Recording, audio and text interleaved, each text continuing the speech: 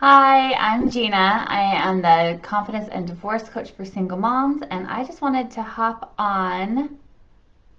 Let's see, there we go. Hi, I'm Gina. I'm a confidence and divorce coach for single moms, and I just wanted to hop on today and share this little metaphor that I think can be really helpful when we are learning how to be mindful and manage our thoughts and our beliefs and be aware of what's going on in our thoughts and our minds. So, for today, I want you to think about your mind kind of like a garden. And if you've ever had a garden or seen gardens in shows or TV, you'll know what I'm referencing. But I want you to think about your thoughts like you are planting a seed in your garden. Whether that's like a thought that is something that you intentionally want to plant or a thought that you unintentionally plant. Every thought that you are holding in your mind is like planting a seed in your garden. And so when we have these limiting beliefs thoughts, these thoughts that aren't necessarily helping us or aren't necessarily true, but they pop up all the time, right? When we have one of those and we plant it into our belief gardens in our minds, what ends up happening is that seed takes root and we start to notice all of these other kind of weeds pop up all around it, these other supporting thoughts that are like creating evidence for that limiting belief. Suddenly we start seeing proof that I knew I was right. I knew that I wasn't good at that because here's these other thoughts that are proving that this limiting belief, this negative thought is true. And the reason why it feels true is because suddenly we start thinking all of these other thoughts that support it. Those kind of weeds in the garden start to pop up to support that one thought that we originally thought. We create that evidence in our minds to support that limiting belief. So, what do we do about that? I'm going to show you. I want you to be able to shift your focus away from all of the weeds, away from all the evidence that's telling you that that limiting belief, that negative thought is true, and we're going to shift it to something else. In order to do that, I'm going to show you 3 steps that you can start doing right now. But to kind of give you an idea of kind of what these limiting beliefs can sound like, and they can seem kind of harmless when they pop into our heads at first. But they create all those weeds and that noise around us that can create a lot of overwhelm and stress and a lot of problems in our lives. They create the struggle around us and they create the survival mode that we get stuck in.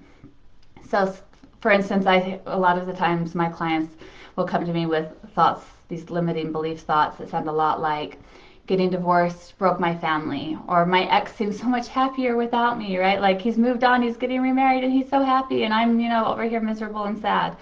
Um, Another one I hear is I can't have a happily ever after family because I'm divorced, or I'm always going to struggle, or I don't know how to get over my ex, or I'm just so stuck and I don't know how to heal from divorce. These thoughts that seem true, they seem just like harmless thoughts that our minds are holding on to.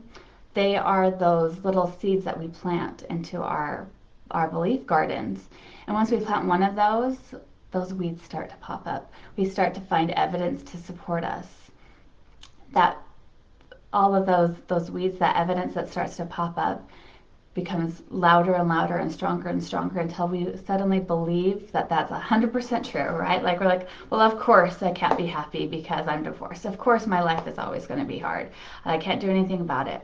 And when that happens, we create this feeling of feeling so powerless over our life and our circumstances and our ability to change anything, and we just become so stuck. We get stuck in survival mode and we don't know how to get out, and we look around us and we look at our garden and we're like, it's full of weeds and I don't know what to do. So when that happens, it is time to weed the garden. We've got to get in there and clean things up. We've got to learn to manage our mind and manage the way we're thinking about things so that we can create something different. We don't have to live in that overgrown garden full of weeds and untrue thoughts and chaos and overwhelm, right? We've got to do something about that. So here's 3 steps that you can start doing right now to help you weed the garden, to clean out those untrue limiting belief thoughts and start feeling more empowered with your situation.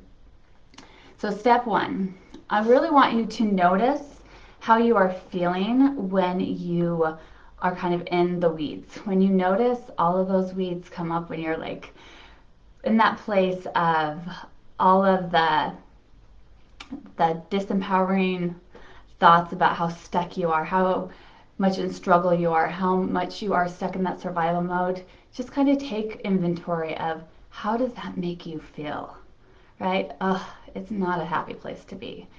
And I notice a lot with my clients and in my own life when I was in that place of just feeling so powerless, just so small, and like I had no power over my circumstances, over my life, over myself, like none of it. I was just so powerless. And I can imagine that you probably feel that way too. So I want you just to notice how you feel in that moment. That's step number one.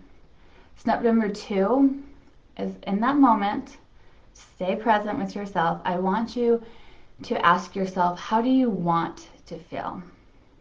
Obviously, feeling powerless is not working. You can't solve all those problems when you feel like you have no power to solve the problems. So I want you to ask yourself, how would you want to feel in order to show up in your life and handle all the things you need to handle?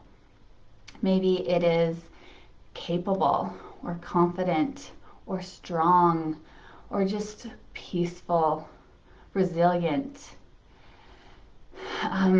even just like excited. Like there's so many emotions to choose from.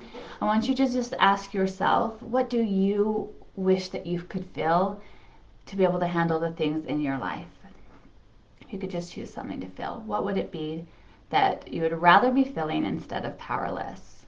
That's step number two. Step number three is we're going to plant a new seed in your garden, a new thought that can grow into a new belief that will become a new truth for you. Just like in the beginning, I said that those limiting beliefs, those untrue truths that were growing that feel so true, that we're growing unintentionally, we're going to now shift it and we're going to grow something intentionally that can actually help you instead of keep you stuck. So the step number three is to plant that seed. And how do we do that? It's what I call a bridge thought. A bridge thought is something that helps us get from where we're stuck right here to where we want to be over here. It's like crossing a bridge, but we're going to do little steps at a time all across the bridge.